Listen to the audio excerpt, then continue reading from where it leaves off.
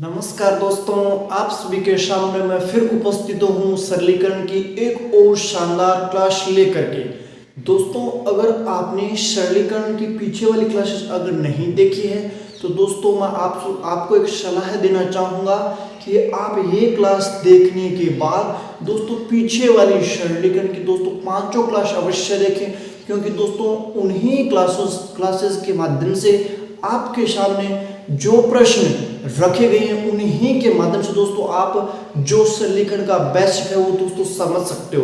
तो दोस्तों आप सभी का मैं आपके अपने YouTube चैनल पर स्वागत करता हूं। तो चलिए दोस्तों करते हैं स्टार्ट आज की क्लास को। और दोस्तों आज की क्लास का पहला और शानदार प्रश्न आपके सामने। दोस्तों आज का शानदार और पहला प्रश्न आपकी नजरों के सामने दोस्तों आ चुका है। दोस्तों मैं आपको प्रश्न को पढ़ के बता देता हूँ और दोस्तों मैं आपसे भी रिक्वेस्ट करूंगा कि आप वीडियो को यहीं रोक करके एक बार इस प्रश्न को करने का प्रयास दोस्तों जरूर करें। चलिए दोस्तों मैं बता देता हूं कि इसको किस प्रकार हल करना है। दोस्तों दोस्तों देखिए प्रश्न आपके सामने क्या बोल रहा है कि एक व्यक्ति के पास 5 रुपए, 10 रुपए और 20 रुपए के नोट है दोस्तों। 5 रुपए के, 10 के और 20 के नोटों के रूप में कुल धनराशि 1575 रुपए दोस्तों कितनी है? 1575 रुपए है। प्रत्येक प्रकार के नोटों की संख्या क्या दोस्तों समान है, तो उसके पास कुल कितने नोट है। तो दोस्तों इस प्रश्न को जितने देर में मैंने पढ़ा इतने समय में आपने इस वीडियो को यहीं रोक के और इस प्रश्न को दोस्तों हल कर लिया होगा। और दोस्तों मुझे उम्मीद है कि आपके आंसर सही भी आए होंगे। अब चलिए दोस्तों आपको इस प्रकार के प्रश्नों को किस प्रकार कम समय और तेजी से करने वो दोस्तों मैं आपको बता देता हूँ। तो दोस्तों आपके पास ये बोल रहा है दोस्तों, यहाँ मैं आंसर करना स्टार्ट कर रहा हूँ दोस्तों कि उसके पास 5 रुपए के नोट है, 5 रुपए के नोट है, उसके पास 10 रुपए के नोट है और उसके पास 20 रुपए के नोट है। ये तो उस प्रकार उसके पास 3 प्रकार के नोट है। अब दोस्तों बोल रहा है कि नोटों की संख्या समान है। अब दोस्तों समान करना समझ गए क्या? ये 10 तो ये भी 10, मतलब ये 10 तो ये 10, ये 10, ये 20, ये 20, ये 20। इसका मतलब दोस्तों रेशियो क्या आ रहा है दोस्तों? यहाँ से आप रेशियो समझे कि नोट समान है। इसका मतलब दोस्तों ये 20 तो ये 20 तो ये 20, ये 50 ये 50 तो ये 50। मतलब दोस्तों आप जब इनका रेशियो निकालोगे तो बराबर का दोस्तों 1:1 है। इसका मतलब दोस्तों मान रहा हूँ कि ये एक नोट है दोस्तों, मैं मान रहा हूँ कि ये एक नोट है, यह भी एक नोट है और यह भी एक नोट है। ठीक है दोस्तों, 5 का एक नोट है तो टोटल रुपए कितने हो जाएंगे? 5। 10 का एक नोट है तो 10 रुपए, 20 का एक नोट है तो 20 रुपए। दोस्तों मैंने इसने बोला हुआ था कि समान नोट है, तो यहाँ दोस्तों मैं एक्स भी मान सकता हूँ, 1 2 कुछ भी, तो मैंने एक नोट मान लिया एक बार। दोस्तों आप समझे प्रश्न को? मैंने एक मान लिया नोट, माना है दोस्तों क्यों बराबर मानने देना। तो एक दोस्तों जब 5 का नोट एक होगा तो 5 रुपए होंगे, 10 का नोट एक होगा तो 10 रुपए और 20 का नोट एक होगा तो 20 रुपए। दोस्तों अपने हिसाब से टोटल रुपए कितने आ रहे हैं? 5 रुपए, 10 रुपए और दोस्तों 20 रुपए।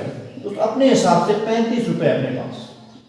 दोस्तों मैंने माना है ना एक नोट, उसके हिसाब से अपने पास 35 रुपए। लेकिन दोस्तों सवाल क्या बोल रहा है? दोस्तों अपने हिसाब से कितने रुपए आ रहे हैं? 35। लेकिन दोस्तों सवाल में कितना रुपए बता रहे हैं? 1575। दोस्तों यहाँ से आप समझे एक अच्छी चीज है कि आपने एक नोट मान लिया, अपने हिसाब से रुपए 35 है। जब एक नोट होगा तो 35 रुपए होगा, लेकिन सवाल वाला बोल रहा है कि इसके पास रुपए तो 1575 है। इसका मतलब दोस्तों अपने 35 है ना, उसकी वैल्यू 1575। दोस्तों एक की वैल्यू कितनी हो जाएगी?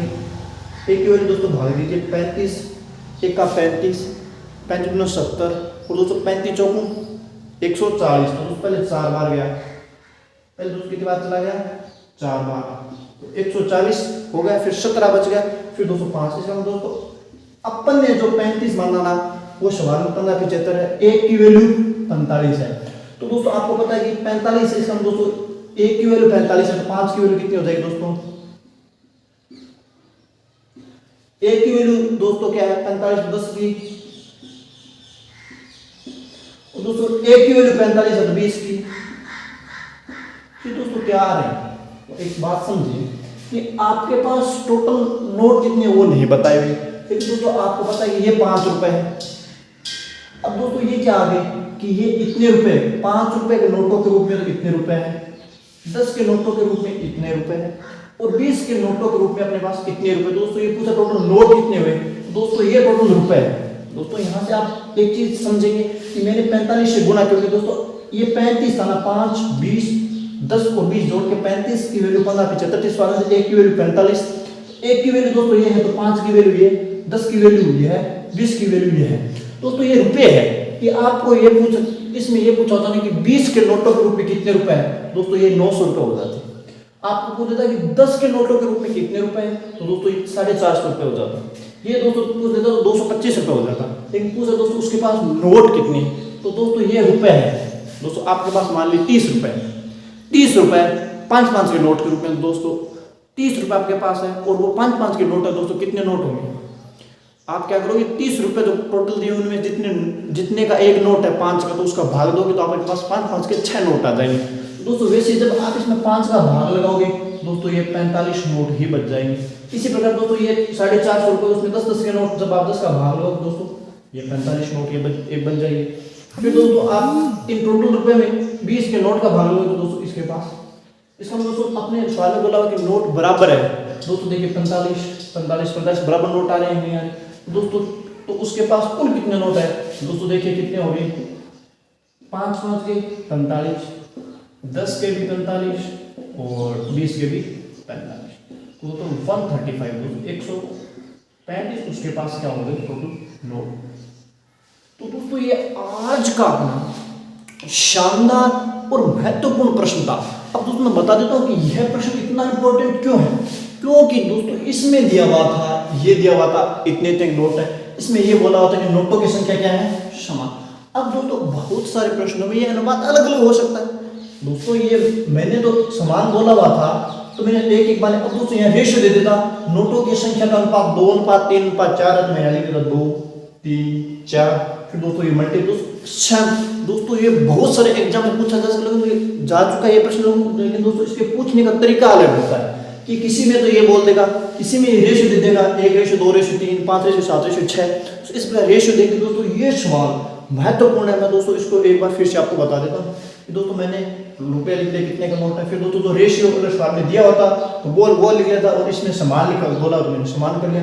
उसके बाद दोस्तों ये रुपये मैंने कन्वर्ट किया, ये 5 रुपये होंगे कि 5 रुपये, और ये दोस्तों 10 रुपये हो जाएंगे टोटल, और ये दोस्तों 20 रुपये। तो टोटल दोस्तों अपने हिसाब से 35 की वैल्यू 1575 सवाल में दी हुई है, 1 की वैल्यू 45। तो दोस्तों यहाँ से आपके पास 1 के 45 आ गई। उसके बाद दोस्तों आपको क्या है कि ये टोटल रुपए आ गए 5 के नोटों के, 10 रुपए के टोटल रुपए इतने हैं 10 रुपए के नोटों के रूप में, ये है 20 रुपए के नोटों रूप में टोटल रुपए। उसके बाद दोस्तों वापस आप जब इसमें 5 का भाग दोगे 45, 10 का भाग दोगे 45 और 20 का भाग दोगे 45। दोस्तों 45 नोट ये है, 45 ये और 45 ये। दोस्तों टोटल नोट कितने हो जाएंगे देखिए, 45 + 45 + 45 बराबर 135। तो दोस्तों आज का शानदार और पहला प्रश्न आपने देख लिया। दोस्तों मुझे उम्मीद और विश्वास है कि यह प्रश्न आपको समझ में आ गया होगा। तो चलिए दोस्तों नेक्स्ट प्रश्न को लेकर चलता हूँ। आज की क्लास का दूसरा और शानदार प्रश्न आपके सामने दोस्तों आ चुका है। अगर दोस्तों आप पीछे वाली सभी क्लासेस मैथ देख करके अगर आप दोस्तों इस ही क्लास में जुड़े हैं तो दोस्तों मैं आपका मोस्ट वेलकम करता हूं। और दोस्तों मैं एक बात आपको बोलना चाहूंगा कि अगर आप इन प्रश्नों को अच्छे स्तर के प्रश्नों को अच्छे तरीके से समझना चाहते हैं तो उसके लिए आपके पास सरलीकरण का बेसिक कंप्लीट या दोस्तों क्लियर होना बहुत जरूरी है। तो दोस्तों मैं आपसे निवेदन करूंगा कि आप ये क्लास देखने के बाद बेसिक की क्लासेस जरूर देख लें। तो दोस्तों चलिए स्टार्ट करते हैं। और दोस्तों मैं आपको प्रश्न पढ़ के बता देता हूँ। प्रश्न क्या बोल रहा दोस्तों कि एक बंदर, दोस्तों क्या बोल रहा प्रश्न है कि एक बंदर 80 मीटर ऊंचे खंबे पर 80 मीटर ऊंचे खंबे पर एक बंदर 1 मिनट में 5 मीटर चढ़ता है दोस्तों, और दूसरे मिनट में 2 मीटर नीचे फिसल जाता है दोस्तों। खंबे के ऊपरी सिरे पर पहुंचने में कितना समय लगेगा।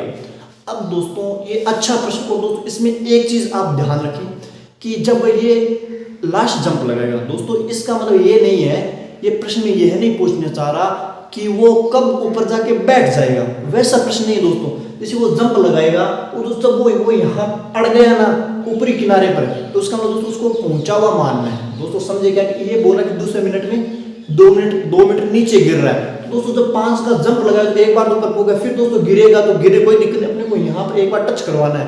तो दोस्तों आप एक चीज़ यहाँ पर लॉजिक दोस्तों बहुत सारे क्लासेस के माध्यम से ये हटा दिया जाता है क्या दोस्तों, कि जब आपको हल करना हो तो दोस्तों टोटल जो दूरी ऊंचाई कितनी दी हुई है 80 मीटर। अब दोस्तों उसमें से 5 घटवा देते हैं। तो दोस्तों क्यों घटवा देते हैं दोस्तों, क्योंकि एकदम ये 5 मीटर का लगा रहा है। दोस्तों मैंने बोला ना कि वो वापस गिरेगा, वो 5 जब लगा के 2 वापस गिरेगा तब दोस्तों वो ऊपर से 2 नीचे आएगा। लेकिन दोस्तों आपको उससे कुछ मतलब नहीं, आपको एक बार इसको यहाँ पर टच करवाना है, मतलब ऊपर वाले जो टॉप है ना वहाँ पर टच हो गया तो अपने हिसाब से वो पहुँच गया। तो दोस्तों आपको भी दोस्तों रटना नहीं है। दोस्तों 5 क्यों घटा रहा हूँ, ये दोस्तों मैं इसलिए घटा रहा हूँ दोस्तों 75। दोस्तों इसके लिए एकदम चाहिएगा इस वो दोस्तों जब एकदम कितने पहुंचे दोस्तों मैं टाइम बता दूंगा आंसर की बात करेंगे। दोस्तों वो जब लास्ट में जब वो दोस्तों 75 चढ़ जाएगा, दोस्तों अपन देखेंगे 75 में कितना टाइम लगेगा। जब वो 75 चढ़ जाएगा तो उसके बाद दोस्तों अपन एक ही जंप लगवाएंगे। अब दोस्तों बहुत सारे भाई वही बात कि जब आप 75 में 5 जोड़ोगे तो 1 मिनट लगेगा, लेकिन दोस्तों फिर वो वापस 2 गिरने वाला, लेकिन दोस्तों वो वापस गिरे 2 क्या वो दोस्तों नीचे आके गिर जाएगा, उससे भी अपने को मतलब नहीं है। लेकिन दोस्तों आपको ध्यान रखना है कि ये दोस्तों मैंने 75 कैसे किया, दोस्तों लास्ट जो 5 बचेगा ना उसमें अपने को एक ही जंप लगवाना है। तो दोस्तों 75 मीटर उसको चढ़ाना है। तो दोस्तों क्या होगा कि पहले मिनट में 5 मीटर चढ़ गया और दूसरे मिनट में दोस्तों क्या हो रहा है 2 मीटर नीचे फिसल गया। इसका मतलब दोस्तों टोटल पहले मिनट और दूसरी मिनट तो टोटल कितना हो गया 2 मिनट। 2 मिनट में वो दोस्तों देखिए चढ़ कितना पाया, पहले वो 5 चढ़ गया, पहले मिनट में 5 चढ़ा, फिर दोस्तों क्या हुआ जब दूसरी मिनट हुई तो वो 2 मीटर फिसल गया। तो दोस्तों 1 मिनट तो इसमें लगे, 1 मिनट फिसलने में लगे। दोस्तों 2 मिनट में वो 5 चढ़ा और 2 वापस गिर गया। तो दोस्तों ये कितनी मिनट हुई 3, तभी दोस्तों ये 5 हो जाएगी टोटल। 2 ये नीचे गिर गए दोस्तों नीचे 2 मिनट में वो 3 मीटर चढ़ गया। दोस्तों वो क्या हुआ ये दोस्तों अब आप समझिए यहाँ कि 2 मिनट में वह 3 मीटर चढ़ गया। दोस्तों अपन ने 5 एकदम तो पहले ही निकाल दिया, उसके बाद दोस्तों अपने को 75 चढ़ाना है। तो दोस्तों मैं इसको 25 से गुना करूँ तो ये दोस्तों मेरे पास 75 मीटर आ जाएंगे। तो दोस्तों इधर जिससे गुना किया है उसी से इधर, तो दोस्तों 25 तो यहाँ से 25 50 कर दो 50 मिनट। इसका मतलब दोस्तों कि वह बंदर 50 मिनट में 50 दोस्तों मिनट में वह कितना चल गया दोस्तों 75 मीटर। अब दोस्तों एक जंप और लगाएगा, जैसे वो जंप लगाता है वो 5 मीटर का जंप लगाता है। दोस्तों जैसे वो 5 मीटर का जंप लगाएगा तो वो दोस्तों कहाँ पहुंच गया 80 मीटर, और हमें पहुंचाना कहाँ था 80 मीटर। इसका मतलब जैसे उसने एक जंप लगाया तो दोस्तों एक जंप में कितना टाइम लगा उसको, 1 मिनट में 5 मीटर चढ़ता। दोस्तों अपने को 5 मीटर चढ़ाने में 1 मिनट और लगेगा, तो 51 मिनट हो गए। अब दोस्तों यहाँ से आप समझिए क्योंकि ये 5 इसीलिए घटाया था कि अपन लास्ट में 5 जोड़ के 80 कर दें और इधर 1 मिनट ऐड करके 51 मिनट कर दें। अब भी दोस्तों वो बंदर क्या करेगा, अब चढ़ गया तो वो 2 वापस गिरेगा। सवाल में बोला हुआ ना कि अगले मिनट में 2 वापस गिरेगा, तो दोस्तों 80 से वापस 78 आएगा, लेकिन उससे अपने को कोई मतलब नहीं है। लास्ट जंप लगाने के बाद वो अगर नीचे भी आके गिर गया दोस्तों उससे अपने को कोई मतलब नहीं है लेना देना। आपको दोस्तों इसमें प्रश्नों में ध्यान क्या रखना, एक तो जो एक जंप होता है ना जो वो हाईएस्ट लगाता है, जैसे इसमें 5 मीटर का लगा रहा था तो उसको मैंने पहले अलग कर दिया। उसके बाद दोस्तों 75 अपने पास 75 मीटर की ऊंचाई बच गई। दोस्तों वो पहले जंप में या 1 मिनट में 5 मीटर चढ़ा ऊपर, फिर दूसरे मिनट में 2 नीचे गिर गया। तो दोस्तों ये 2 मिनट लगे तो 2 मिनट में 5 चढ़ के 2 गिर गया, तो 2 मिनट में वो 3 ही चढ़ पाया। तो दोस्तों अपने को 75 मीटर चढ़ाना है, ये इतना चढ़ाना है दोस्तों 75। तो इसके लिए मैंने इसको 25 से गुना किया, इसको 25 से, तो 50 मिनट में वो 75 चढ़ गया। अब मुझे 5 का दोस्तों मुझे 80 मीटर पहुंचाना है, तो 5 मीटर का एक जंप और लगेगा, उसमें दोस्तों 1 मिनट और लग जाएगी। दोस्तों 51 मिनट में वह 80 मीटर चढ़ जाएगा। तो दोस्तों आज की क्लास का दूसरा और शानदार और धांसू प्रश्न आपको समझ आ गया होगा दोस्तों, इसका मुझे विश्वास और उम्मीद है। तो चलिए दोस्तों अब मैं आपको एक और शानदार नगमे की ओर लेके चलता हूँ। वो नगमा दोस्तों आपके सामने आ चुका है। आज की क्लास का तीसरा और शानदार प्रश्न दोस्तों देखिए क्या कह रहा है कि यदि a² - 6a - 1 is equal to 0 तो a - 1/a का मान क्या होगा। दोस्तों शानदार प्रश्न है और बहुत सारे एग्जाम्स में पूछा जा चुका है दोस्तों, लॉजिकल प्रश्न है दोस्तों। आपको इसको हल कैसे करना है, तो दोस्तों एक बात आप ये कीजिए कि इस a को इधर ले जाइए दोस्तों। अब दोस्तों आप ये भी कर सकते हैं दोस्तों, इसके लिए बढ़िया तरीका यही रहेगा। एक तो ये कि आप इसको किस तरीके से कर लो, फैक्टर करके। एक तो फैक्टर करने वाला तरीका है, लेकिन दोस्तों अपन फैक्टर वाले फैक्टराइजेशन पर दोस्तों नए जाके दोस्तों मैं आपको एक यूनिक तरीका बताता हूँ इसको आपको किस प्रकार से हल करना है। तो दोस्तों मुझे फॉर्म क्या चाहिए, मुझे फॉर्म ए तो मिल जाएगा यहाँ से, मुझे 1/a चाहिए, मुझे इस प्रश्न से 1/a चाहिए। तो दोस्तों मैं इसके साथ क्या जोड़ बाकी गुणा भाग, इसके साथ मैं क्या छेड़खानी करूं कि मेरे पास एक बार ये बन जाए, फिर मैं आगे और सोचूंगा। तो दोस्तों मैंने सोचा यदि 1 है तो मुझे तो 1/a चाहिए, इसका मतलब मैंने सोचा कि इसको मैंने 1/a बनाने के लिए मैंने क्या किया, इसमें a का भाग दे दिया दोस्तों। तो a का भाग दिया तो यहाँ तो बन गया a माइनस, यहाँ a का भाग दिया तो 6, यहाँ a का भाग दिया दोस्तों क्या बन गया ये, दोस्तों ये 0। फिर दोस्तों देखिए अपने को चाहिए क्या, a माइनस 1/a। दोस्तों देखिए यहाँ से a, इस 1/a को इधर ले रहा हूँ -6 बराबर क्यों। फिर दोस्तों अपने को तो यही चाहिए, तो दोस्तों 6 को उधर भेज दीजिए, a माइनस 1/a बराबर। तो दोस्तों जो प्रश्न देखने में हद से ज्यादा कठिन लग रहा था उसको दोस्तों मैंने चुटकियों में उड़ा दिया। कैसे दोस्तों, देखिए कि मेरे पास यहाँ पर ये पे अपना प्रश्न था। अब दोस्तों मुझे क्या चाहिए, मुझे ये फॉर्म चाहिए कि मेरे पास कहीं से 1/a आ जाए। तो दोस्तों मैंने सोचा कि मैं क्या करूँ इसके साथ खिलवाड़ है कि मेरे पास 1/a बन जाए। तो मैंने सोचा इसमें मैं a का भाग देता हूँ एक बार। तो मैंने a का भाग दिया इसमें, तो a² में a का भाग दिया तो a -6, और दोस्तों a का भाग दिया तो a कैंसिल हो गया -1/a। फिर दोस्तों मैंने क्या किया, इसको इसके पास ले आया, a -1/a -6 बराबर। फिर दोस्तों मैंने जब देखा कि मुझे तो यही चाहिए, मैंने 6 को उधर भेज दिया दोस्तों, a -1/a 6। तो दोस्तों ये प्रश्न लॉजिकल और शानदार था और दोस्तों आपको समझ में आ गया होगा। और दोस्तों मुझे उम्मीद है कि आपने इस प्रश्न को देख के वीडियो को रोक के एक बार इस प्रश्न को हल अवश्य किया होगा। तो दोस्तों आज की क्लास का शानदार और नेक्स्ट प्रश्न आपकी नजरों के सामने ये दोस्तों शानदार प्रश्न आपके सामने आ चुका है। दोस्तों देखिए प्रश्न क्या बोल रहा है कि एक पार्टी में प्रत्येक व्यक्ति उपस्थित सभी व्यक्तियों से हाथ मिलाता है। यदि कुल हैंडशेक, दोस्तों कुल हाथ मिलाने वालों की संख्या, टोटल जो हाथ मिलाए उनकी संख्या हैंडशेक 66 है, 66 है। तो पार्टी में उपस्थित व्यक्तियों की संख्या कितनी है दोस्तों, शानदार है प्रश्न। अब दोस्तों एक लॉजिक समझे, उसके बाद मैं एक दोस्तों आपको तरीका बताऊंगा। दोस्तों जब आप हाथ मिलाने होगा, जैसे 10 व्यक्ति उपस्थित है, तो जब पहला व्यक्ति हाथ मिलाने जाएगा तो वो खुद से तो हाथ मिला नहीं पाएगा। वो दोस्तों क्या करेगा, पहले अपने पास वाले से दोस्तों मतलब वो जब चलेगा, वो निकल के हाथ मिलाना प्रारंभ करेगा, तो 10 व्यक्तियों में से जब वो चलेगा तो कितने हाथ मिला पाएगा, 9 व्यक्तियों से, क्योंकि दोस्तों वो खुद से तो कोई हाथ मिला नहीं पाएगा, तो 9 व्यक्तियों से मिला जा पाएगा। उसी प्रकार जैसे 25 व्यक्ति है, जब वो हाथ मिलाना प्रारंभ करेंगे तो दोस्तों क्या होगा, तो दोस्तों वो खुद से तो मिला पाएगा नहीं, तो 25 में से वो 24 से हाथ मिला लेगा। तो दोस्तों अब फिर दोस्तों एक बात सुनिए, जैसे मैंने प्रारंभ किया तो दोस्तों मैंने 10 व्यक्ति थे, अब तो मैंने प्रारंभ किया तो मैंने 9 के साथ हाथ मिला लिया। उसके बाद दोस्तों क्या हुआ, जो दूसरा मेरा बंदा वो चालू होगा, तो वो दोस्तों मेरे साथ वापस थोड़ी मिलाएगा, वो मेरे साथ वापस किसने मिलाया, क्योंकि मैंने वो तो मिल गया ना, मैंने प्रारंभ किया तो मैंने उस पास वाले बंदे के साथ हाथ मिला लिया। उसके बाद फिर वो हाथ मिलाना प्रारंभ करेगा तो वो दोस्तों मेरे साथ वापस नहीं मिलाएगा, क्योंकि दोस्तों हमने तो मिला लिया था। दोस्तों वो 8 के साथ, फिर अगले वाला 6 के साथ, वो दोस्तों अगले वाला 7 के साथ, 6 के साथ 5, दोस्तों ये सीक्वेंस चलता रहेगा। तो दोस्तों इस प्रकार से हैंडशेक की संख्या, दोस्तों आप ये याद रख लें दोस्तों, आप कि हैंडशेक की संख्या क्या होता है दोस्तों कि जितने बंदे हैं, इसमें मान लेता हूँ n बंदे हैं, तो n-1 क्यों दोस्तों, 1 क्यों, क्योंकि एक खुद का मतलब यहाँ ये दोस्तों एक घटना ये खुद है, क्योंकि कोई भी व्यक्ति खुद से हाथ नहीं मिला सकता। फिर दोस्तों मैं 2 का भाग दे रहा हूँ। दोस्तों 2 का भाग क्यों दे रहा हूँ, क्योंकि इसके माध्यम से आपके पास, जैसे मैंने इसके साथ हाथ मिला के सारों के साथ में, फिर ये प्रारंभ करेंगे तो ये फिर से मुझसे, इसका मतलब दोस्तों हमने 2 बार मिला लिया। तो दोस्तों आप एक याद रखेंगे दोस्तों, ट्रिक समझें या फॉर्मूला दोस्तों, जब आपको कुल हैंडशेक, या दोस्तों ऐसे भी हो सकता है कि जैसे 50 बंदे थे, अब पहले ने सभी को टॉफी दी एक, फिर दोस्तों दूसरे मतलब सभी ने एक दूसरे को टॉफी दी, टोटल ट्रॉफी कितनी दोस्तों एक ही बात है। तो दोस्तों वैसे कंडीशन में ये फॉर्मूला एकदम राइट है।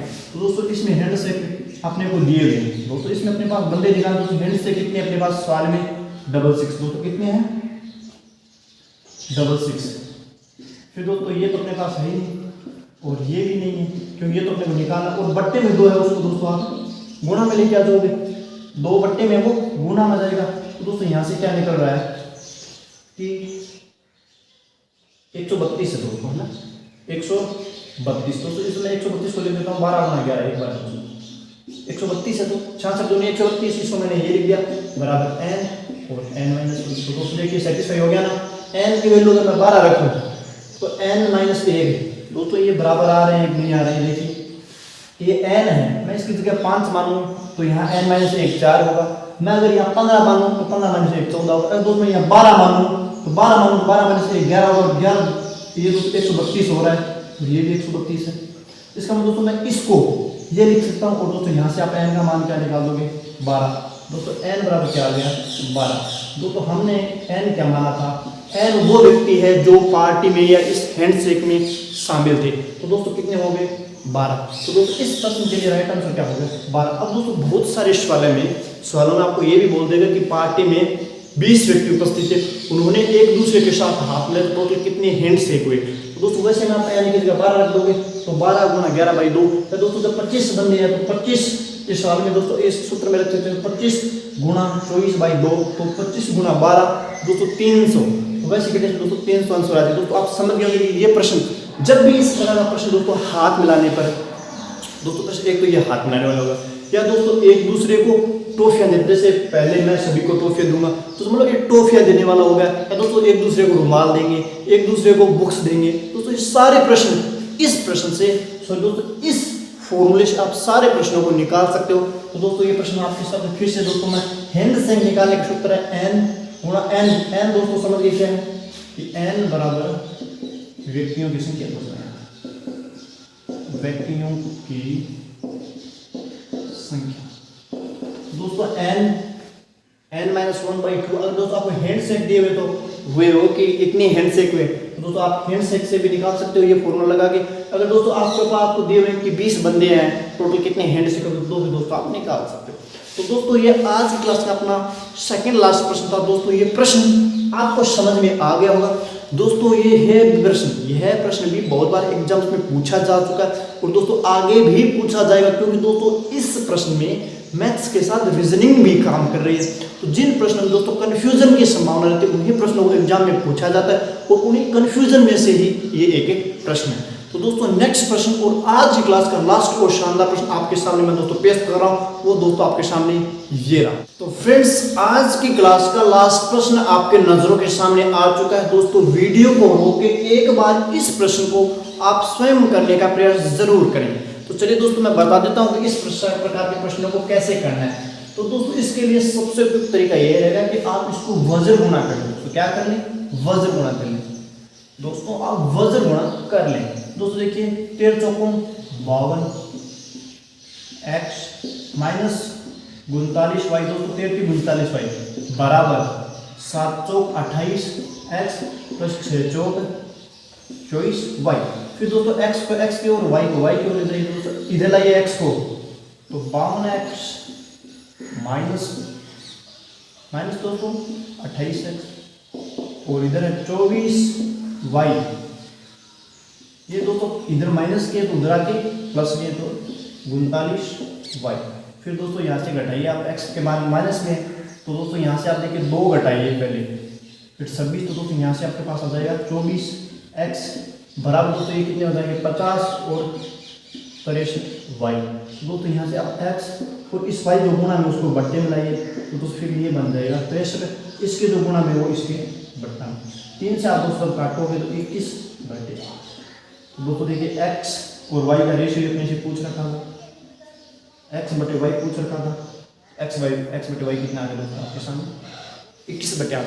अब दोस्तों एक रूल होता है C&D रूल, लेकिन दोस्तों मैं वो रूल भी इसमें लगा सकता हूँ, लेकिन दोस्तों वो मैं रूल इस क्लास में या दोस्तों इस सरलीकरण में न पढ़ा के उसको दोस्तों अपन नंबर सिस्टम में पढ़ लेंगे। दोस्तों उस रूल से आपको अभी थोड़ा कन्फ्यूजन पैदा हो जाएगी, इसलिए दोस्तों मैंने इसको सरल में बता दिया कि आप इसको वज्र गुणा कर लें। दोस्तों इसमें कोई वज्र गुणा में कोई डिफिकल्ट तो था नहीं। दोस्तों वज्र गुणा करोगे तो आपके पास ये आंसर दोस्तों इजीली आ जाए बिना किसी समस्या के। तो दोस्तों ये थी आज की अपनी सरलीकरण पर आधारित क्लास। दोस्तों दोस्तों सारे प्रश्न जो मैंने क्लासेस में लिए हैं या इस क्लास में जो लिए दोस्तों, उन प्रश्नों को समझाने की मैंने 100% कोशिश की दोस्तों। मैंने जितनी मुझसे हो सकती है दोस्तों, जितना दोस्तों जितना इजी तरीका मैं इस्तेमाल करके बता सकता दोस्तों, इतना मैंने इजी तरीका इस्तेमाल किया दोस्तों। ये क्लासेस उन्हीं के लिए है जो बंदे रेगुलर रूप से पढ़ना चाहते हैं। तो दोस्तों ये क्लासेस या दोस्तों यह क्लास देखने के लिए आपका बहुत बहुत धन्यवाद। जय हिंद, जय